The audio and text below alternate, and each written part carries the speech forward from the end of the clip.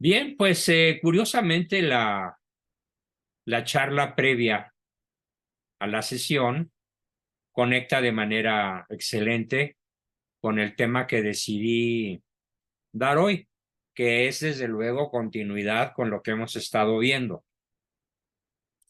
No me lo estoy sacando de la manga ni es algo que se me ocurrió, es algo que está en el plan de estudios. Dentro del plan de estudios de las virtudes tenemos el concepto que hemos venido desarrollando de virtudes olvidadas. Ya terminamos de revisar las virtudes olvidadas. La semana pasada terminamos con ese tema y ahora dentro del concepto de virtudes nos queda dar un salto muy importante. Y ese salto en, va a consistir en analizar las virtudes, pero desde un punto de vista de su heroicidad. Las virtudes como algo heroico, las virtudes como algo denodado, algo nunca visto, algo extraordinario. Estamos acostumbrados y cada día peor, y desde luego retomando el tema del Papa Francisco, él mismo encabeza una especie de movimiento a escala global dentro de la Iglesia, en donde la mediocridad es la norma. No, no te azotes tanto. No, no, no, no hagas prosélitos para el catolicismo. No, no, no, no te fijes en el adjetivo, fíjate en el sustantivo, lo cual, esto que acaba de decir, es una trampa dialéctica terrible, porque esto implica que Cristo no se hubiera fijado en tener que perdonar a la prostituta, a la mujer adúltera o a todos los pecadores con los cuales se topó en su vida pública, a los cuales exhortó a la conversión. Si Cristo hubiera seguido este lenguaje ambiguo, que no exhorta a la santidad, que no exhorta al heroísmo, imagínenselo utilizando un lenguaje melifluo, es decir, acaramelado, un lenguaje no contundente, un lenguaje no tajante, fijándose más en la persona que en su actividad. María Magdalena es una mujer pública. María Magdalena es el sustantivo y el adjetivo es una mujer pública. Pero la actividad define a la persona. Si esto no fuera cierto, la virtud saldría sobrando, el pecado saldría sobrando. El pecado nos quita la gracia y nos impide continuar siendo hijos de Dios y herederos de su gloria. Así que el adjetivo importa tanto como el sustantivo. A ver, imagínense a su servidor Juan Bosco. El doctor Juan Bosco es doctor en psicología, pero es tartamudo. ¿Qué podría yo transmitirles? Entonces, ¿qué importa más? ¿Que soy psicólogo o que soy tartamudo? Desde un punto de vista estrictamente práctico, lo que importa es que soy tartamudo y por lo tanto no puedo ejercer, no puedo transmitir, no puedo argumentar, no puedo dar hilación a mis ideas. Entonces, eso de que él se fija más en la persona que en el adjetivo, en el sustantivo que en el adjetivo, es lo que en lógica se llama una falsa premisa. Está partiendo de una falsedad, no está partiendo de algo que es objetivo. Además, porque no existen adjetivos sin sustantivos. A ver, traten de imaginar un solo adjetivo que pudiéramos darle a un ser inexistente. Por Dios. Esto quiere decir que la existencia de adjetivos va íntimamente derivada de la existencia de sustantivos. Ahora traten de pensar al revés. Traten de imaginar un sustantivo sin adjetivos. Es fulano. Oye, ¿y cómo es fulano? Es alto, chaparro, gordo, delgado, inteligente, tonto, nivel profesional, nivel chairo. O sea, el adjetivo va íntimamente ligado al ser de la persona. Entonces, separar adjetivos de calificar, separar adjetivos de sustantivos es una falsedad imposible en cualquier lengua humana. Qué bueno que tuve la oportunidad de aclarar. Para que nos fijemos exactamente en lo que más importa fijarnos, y que es en qué grado cada uno de nosotros, en qué grado cada uno de nuestros seres queridos están enfocados a la práctica heroica de las virtudes, tema que no hemos tocado. Dicho de una manera un poco menos mundana, ¿qué es la práctica heroica de las virtudes? Pues la práctica heroica de las virtudes, dicho en una sola palabra, se llama santidad. Así que hoy nos toca hablar de la santidad. Pero para que no se oiga tan pesado y no se nos parezca que los estoy invitando a dar un salto imposible de tan gigantesco, vamos a plantear el término de virtudes heroicas. ¿Sí? Virtudes heroicas. Y comenzando la exposición, por cierto, principalmente en esta ocasión, no me he basado como en otras en Santo Tomás de Aquino. Ahora me he basado primordialmente en mi santo moderno favorito. Y mi santo moderno favorito, pues, es San Juan Pablo II. Y desde luego, mi intelectual favorito en el siglo XXI, pues, es Benedicto XVI. Entonces, entre la producción de ambos, he construido este artículo que voy a explicar. No es muy extenso, incluso probablemente nos lleve unos 2 o 3 minutos menos la sesión expositiva que en otras ocasiones, no estoy seguro, pero estoy basándome justamente en dos gigantes del pensamiento católico. San Juan Pablo, el Papa empático, el Papa simpático, pero igualmente firme que empático y simpático. Y el Papa Teutón, así, Teutón con esa palabra, el tanque Panzer alemán, que por donde quiera que pasó, arrasó con los errores del siglo. La noción de heroicidad, la noción de heroísmo, se deriva obviamente de la palabra héroe, que originalmente era un guerrero. En la antigüedad era un semidios. Por ejemplo, Aquiles, el de la Ilíada y la Odisea, o Héctor, de la Ilíada y la Odisea. Los dos probablemente los dos semidioses más famosos de la antigüedad y que han pasado a lo largo de la historia como prototipos a emular, como personajes que, si bien fueron considerados semidioses en su momento, finalmente la crítica histórica ha considerado que son personajes que realmente existieron, tanto Héctor como Aquiles, porque realmente la guerra de Troya existió y se dio en gran medida como la narra, se me escapó el nombre, como la narra este gran poeta griego en la Ilíada y la Odisea.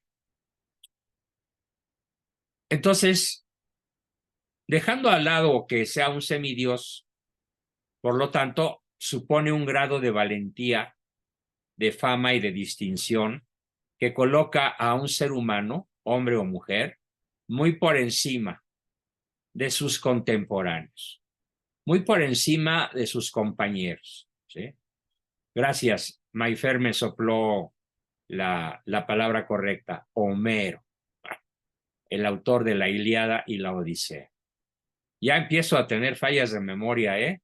Discúlpenme, mis 81 años entrados no se cuecen ya de un hervor. Pero bueno.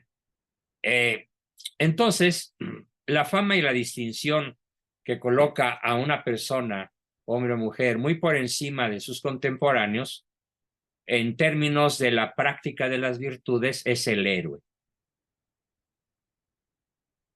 Tenemos algo muy curioso. Resulta que fue San Agustín el primero que aplicó el título pagano de héroe a los mártires cristianos.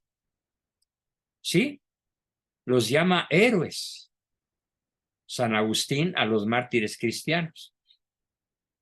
Y desde entonces ha prevalecido la costumbre de concederlo no solo a los mártires, sino a todos los confesores. ¿Qué es un confesor? Aquel que proclama la fe cristiana a voz en cuello, no solo con su palabra, sino con sus obras y su ejemplo y su discurso. Por eso se llama confesor. El confesor o los confesores, cuyas virtudes y buenas obras dejan muy atrás las de las personas buenas que somos ordinarias. Y me incluyo.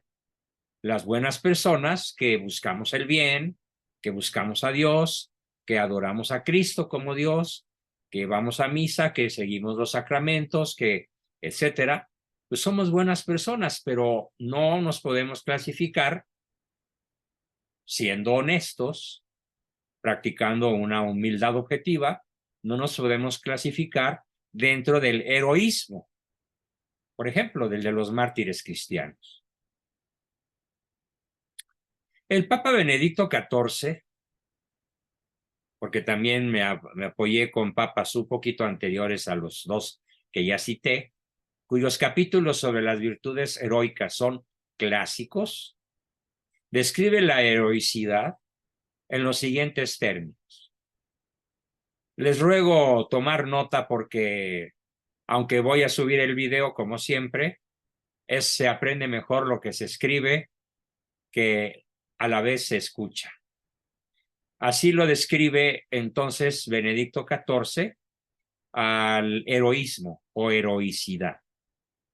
Para ser heroica, una virtud cristiana debe capacitar a su dueño para realizar acciones virtuosas con extraordinaria prontitud, facilidad y placer o gozo, por motivos sobrenaturales y sin razonamientos humanos, con una autoabnegación y con pleno control de las inclinaciones naturales.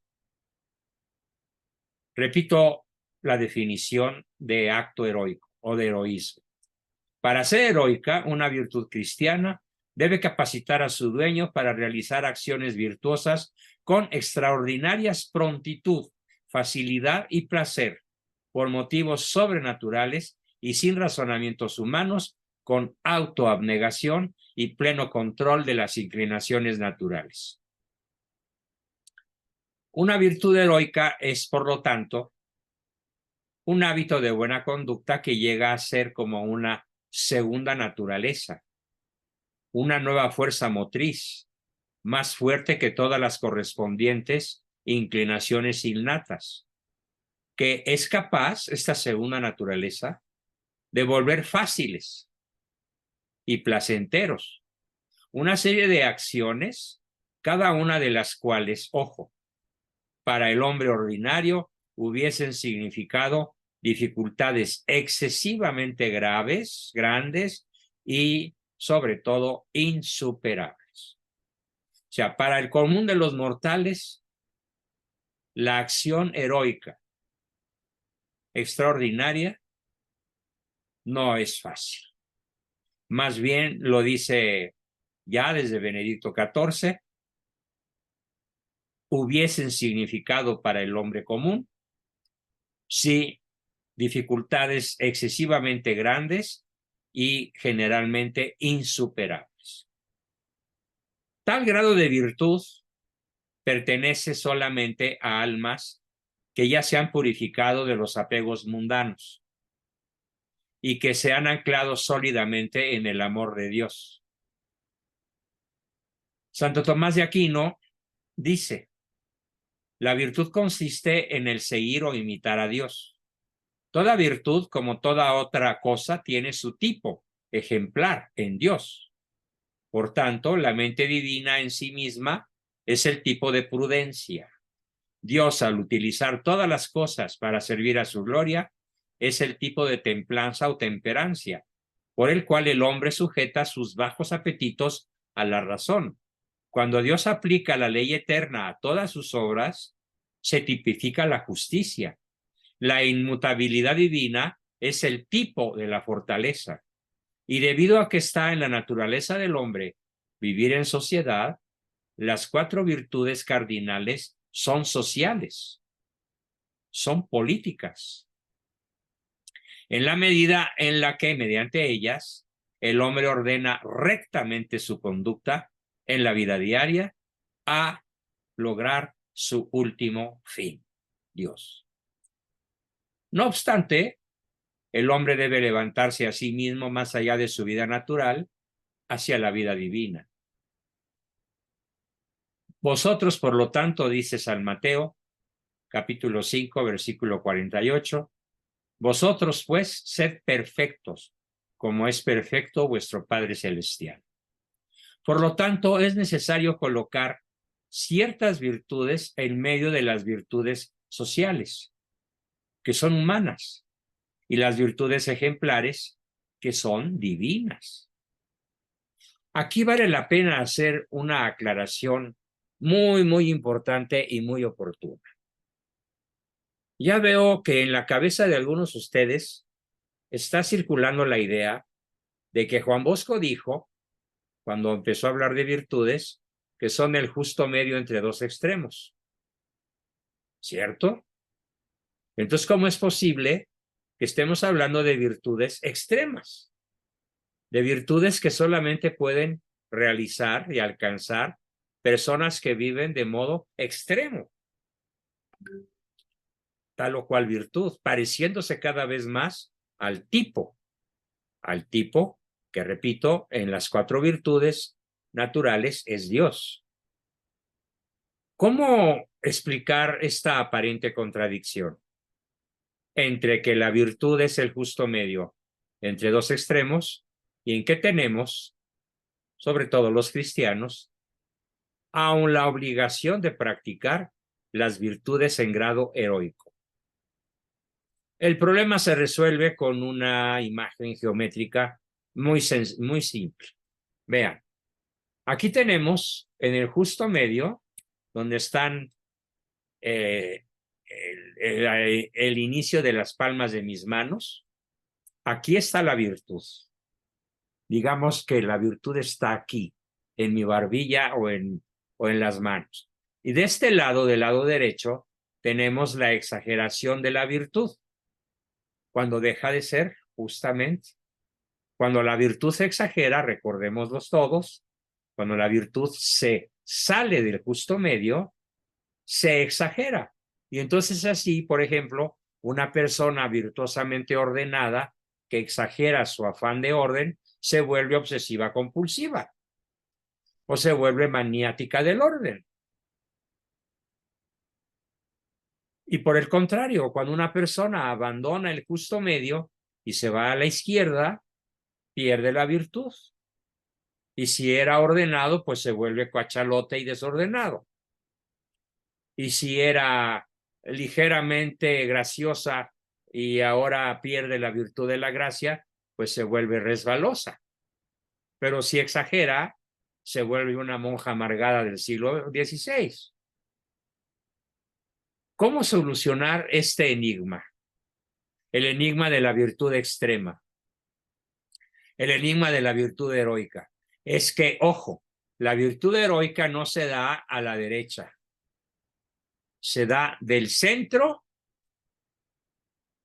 hacia el infinito, del centro hacia el cielo, del centro hacia Dios. Y claro, las personas comunes podemos vivir las virtudes del lado derecho, exageradas, o las virtudes justamente en su justo medio, o la pérdida de las virtudes, que todo se da en la viña del Señor. Pero lo que no vamos a hacer los mortales comunes es elevar la virtud al grado heroico, que no se va ni a la derecha ni a la izquierda, sino sube al cielo, porque su tipo, su prototipo es Dios. Creo que con esta explicación queda perfectamente cubierta la duda que pudiera cualquiera de ustedes tener acerca de lo que planteé. Entonces, cuando Santo San Mateo nos dice, vosotros pues sed perfectos como es perfecto vuestro Padre Celestial, no está hablando de irnos a un extremo derecho inalcanzable y que dejaría de ser virtud. Está hablando de irnos derechitos al cielo para imitar al tipo que es Cristo. Por lo tanto, es necesario colocar ciertas virtudes en medio de las virtudes sociales que son humanas y las virtudes ejemplares que son divinas. Estas virtudes intermedias son de 2 grados de perfección. Las menores en el alma que todavía luchan por elevarse de la vida de pecado hacia la semejanza con Dios son las virtudes que vamos a llamar, fíjense qué belleza, purificatorias. En latín, virtutes purgatorie, virtudes purificadoras. Las mayores están en el alma que ya ha logrado la semejanza con Dios. Estas, a su vez, son las virtudes de las almas ya purificadas. Virtutes jam purgate animi, en latín. Repito, estas ya son las virtudes de las almas purificadas. Virtutes jam purgati animi. En menor grado, la prudencia, movida por la contemplación de las cosas divinas, desestima todo lo terrenal y dirige todos los pensamientos del alma solo hacia Dios. La templanza renuncia, en tanto lo permite la naturaleza, de las cosas requeridas por las necesidades corporales. Maravilloso. La fortaleza quita el temor de abandonar esta vida y se enfrenta a la vida del más allá. La justicia aprueba las disposiciones antes mencionadas. En la suma perfección de las almas ya purificadas y firmemente unidas a Dios, la prudencia no conoce otra cosa. Lo voy a decir despacito, repito. En la suma perfección de las almas ya purificadas y firmemente unidas a Dios, la prudencia no conoce otra cosa que su pertenencia a Dios. La templanza, ¿qué hace en las virtudes purificadas? La templanza ignora los deseos terrenales hasta donde la naturaleza se lo permite. O sea, no va a dejar de comer lo suficiente para morirse. No va a dejar de tomar agua lo suficiente para deshidratarse.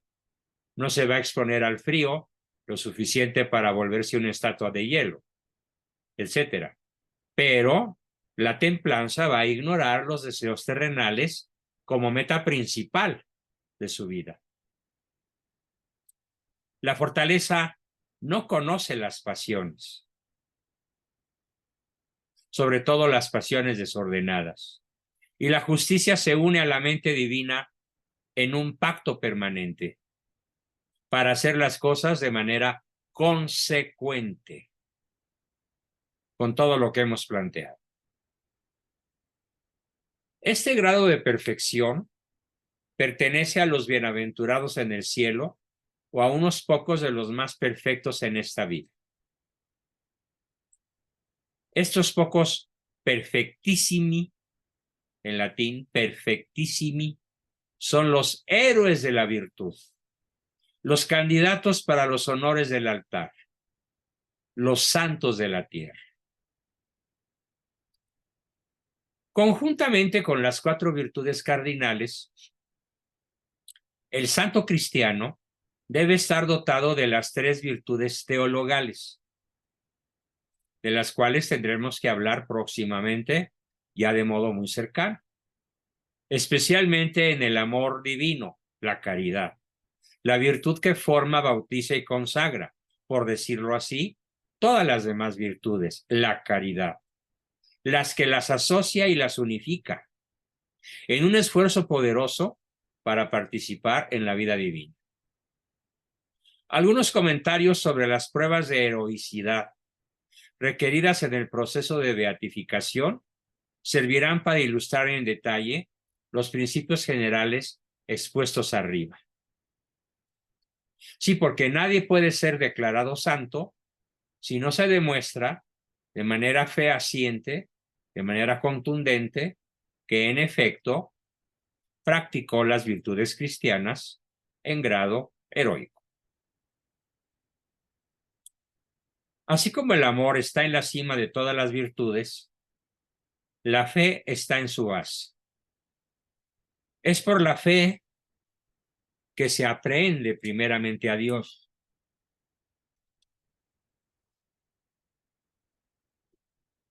Y que el alma es levantada a la vida sobrenatural. La fe es el secreto de la propia conciencia. Se manifiesta al mundo en las buenas obras en las cuales se vive. ¿Por qué? Porque aquí debo ser terriblemente claro. Porque la fe sin obras es fe muerta. Repito, la fe sin obras es fe muerta. Así que vayamos pensando, ¿realmente somos personas de acción? ¿Somos personas de obras de fe o de obras que se deriven de la fe? Por ejemplo, una de las más difíciles, la evangelización, el combate contra un mundo corrupto, el combate contra un mundo ambiguo, aunque esté encabezado por el mismo Papa Francisco.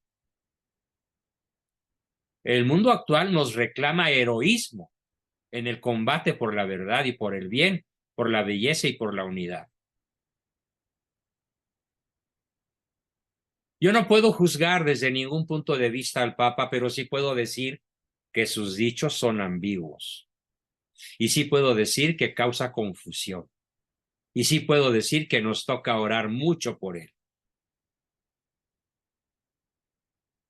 Entonces, tales obras son la profesión externa de la fe. Ay, el que se anda escondiendo, qué vergüenza. No tiene fe, está muerto. Siguiente, la estricta observancia evidente de los mandamientos divinos. Siguiente, la oración. Siguiente, la devoción filial a la iglesia. Siguiente, el santo temor de ofender a Dios. Siguiente, el horror al pecado. Siguiente, la penitencia por los pecados cometidos.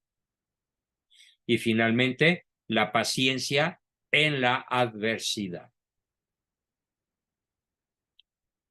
Todas o algunas de estas alcanzan el grado de heroicidad cuando son practicadas con absoluta perseverancia durante un largo tiempo o bajo circunstancias tan irritantes en las cuales hombres de perfección ordinaria se hubiesen abstenido de actuar. Hombres de perfección ordinaria se hubiesen echado para atrás.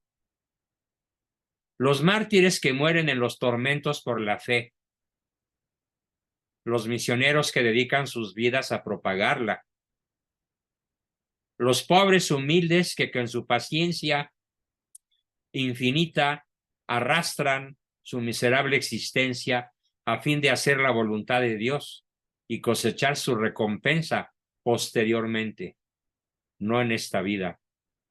Todos ellos son los héroes de la fe. Nos parecemos de manera siquiera cercana a algunos de los ejemplos citados. Hay que pensar.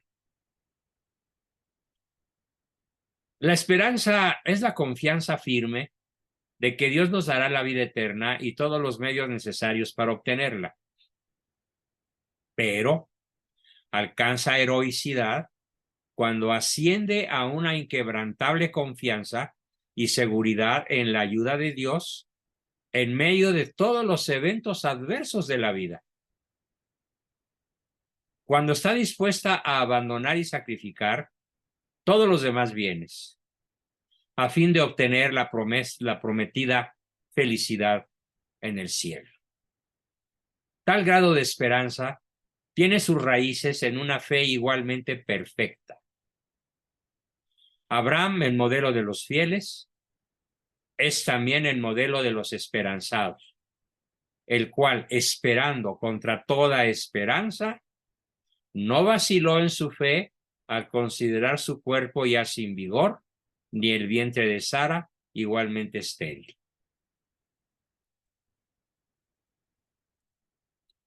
A pesar de que él sabía que tanto Sara como él eran estériles, no perdieron la fe, porque tenían su fe abandonada en Dios, que les había dicho que tendrían un hijo. ¿Pero cómo? ¿Contra natura? Pues contra natura, aparentemente, él perseveró en la fe. La caridad inclina al hombre a amar a Dios sobre todas las cosas, con amor de amistad, con amor de benevolencia. El amigo perfecto de Dios dice con San Pablo: con Cristo estoy crucificado, y no vivo yo, sino que es Cristo quien vive en mí. Gálatas capítulo 2, versículos 19 al 20. Porque amor significa unión. Su tipo celestial, es decir, el tipo celestial de la caridad, es la visión beatífica. Perdón, me equivoqué. Su tipo celestial es la Santísima Trinidad en unidad. Su grado máximo en las criaturas de Dios es la visión beatífica, es decir, la participación en la vida de Dios. Pero en la tierra, aquí Texas abajo, es la fructífera madre de la santidad, la única cosa necesaria, la única posesión totalmente satisfactoria, la santidad, que se va a lograr mediante la práctica heroica de las virtudes cristianas. Así que todos estamos llamados a ser.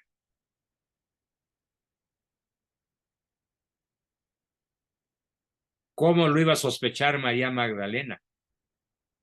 ¿Cómo lo iba a sospechar la mujer adúltera? ¿Cómo lo iba a sospechar la mujer de los 4 maridos? Pero estaban llamados y acudieron al llamado. Por eso la santidad, y aunque no tengamos la certeza de serlo, sí podemos tener la certeza de estar en gracia. Y es la única posesión totalmente satisfactoria. También se exalta todo esto en Corintios 1, versículo 13, en el Evangelio según San Juan y en las epístolas. El discípulo amado y el feroz misionero de la cruz, el fiero misionero de la cruz, son los mejores intérpretes del misterio de amor revelado a ellos en el corazón de Jesús. Con el mandamiento de amar a Dios sobre todas las cosas, Jesús pareó uno más. Apareó uno más. El segundo es parecido al primero. Amarás a tu prójimo como a ti mismo. No existe otro mandamiento mayor que estos. Marcos 12:31. La semejanza o vínculo entre ambos mandamientos se basa en esto. El primero en el amor a Dios, el segundo en el amor al prójimo.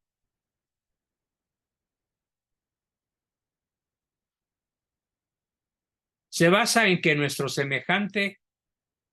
se basa en que en nuestro semejante amamos la imagen y semejanza de Dios, sus hijos adoptivos y herederos de su reino. Por tanto, servir a nuestro prójimo es servir a Dios. Y las obras de misericordia espirituales y temporales realizadas en este mundo decidirán nuestro destino en el próximo. Repito, las obras de misericordia espirituales y temporales realizadas en este mundo decidirán nuestro destino en el mundo próximo. ¿Por qué? Porque venid benditos de mi Padre, recibí la herencia del reino, porque tuve hambre y me disteis de comer. En verdad os digo que cuanto hicisteis a uno de estos hermanos míos más pequeños, a mí me lo hicisteis. Mateo 25, 34, 40. Por esta razón, las obras de caridad en grado heroico han sido desde el principio hasta la actualidad una marca distintiva de la Iglesia Católica. El compromiso de santidad en incontables números de sus hijos. Aquí hago una corrección lingüística aparentemente fuera de lugar, pero bueno, hasta el Papa San Juan Pablo, cuando vino a México, cometió el error contra el castellano de buena calidad, decir el compromiso de santidad en incontables números de sus hijos e hijas. No, señores. Hijos incluye a todos. Hombres, niños, mujeres, ancianos, homosexuales, travestis. Todos. La palabra todos. La palabra hijos incluye al género humano. No es necesario decir hijos e hijas, ni todos ni todas, porque entonces tendríamos que decir todes, como lo exige esa perversidad del lenguaje que ahora se llama lenguaje inclusive. Y continuamos. La prudencia, que nos permite conocer qué desear y qué evitar, alcanza el heroísmo cuando coincide con el don de consejo. Es decir, coincide con un discernimiento claro, ayudado por Dios sobre cuál es la conducta correcta y cuál es la conducta incorrecta.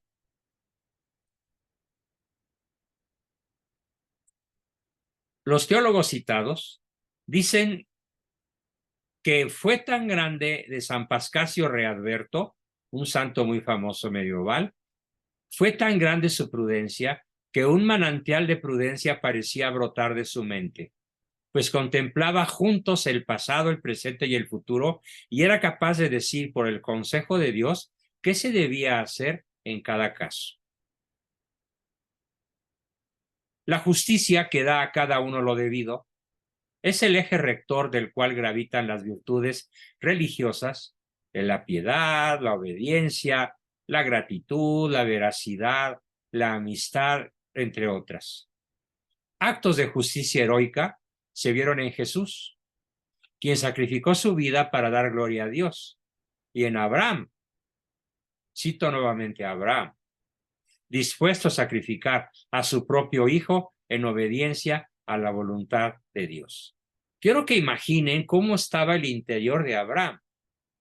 Primero, la absoluta imposibilidad de tener un hijo, tanto él como Sara. Y de pronto, la maravilla, ahí está el hijo. Y de pronto, ahora me lo sacrificas, ahora me lo das. Vaya pruebas.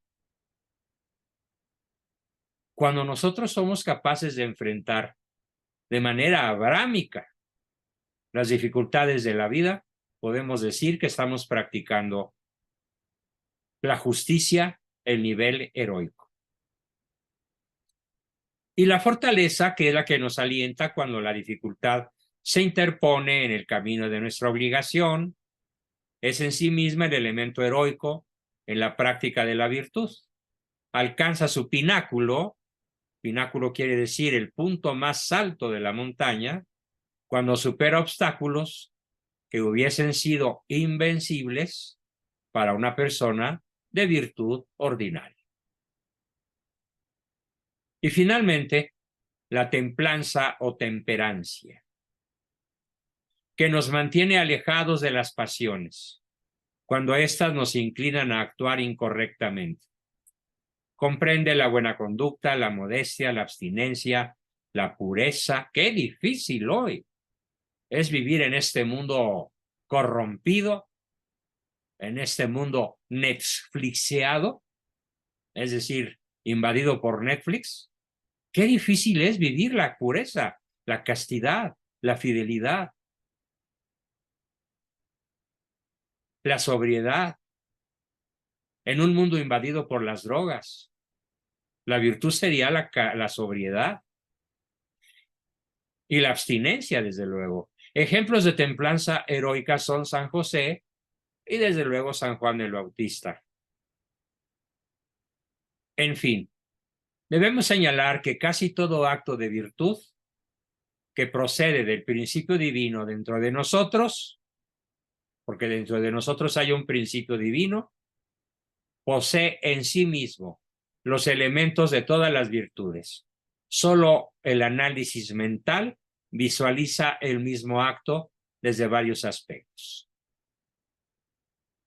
Repito los autores en los cuales me apoyé: Benedicto XIV, San Juan Pablo II, Benedicto XVI. Y desde luego en un librito que es mi consultor principal, que es el Manual de Teología Mística y el Manual de Teología Católica, editado en Londres desde 1906. Una extraordinaria colección de libros que me tocó heredar de mi padre y que son mi máximo tesoro, sobre todo porque me sirven de manera constante para sustentar lo más profundo, lo más sólido de estas sesiones. Bien, pues hasta aquí mi exposición del día de hoy y comenzamos con sus preguntas.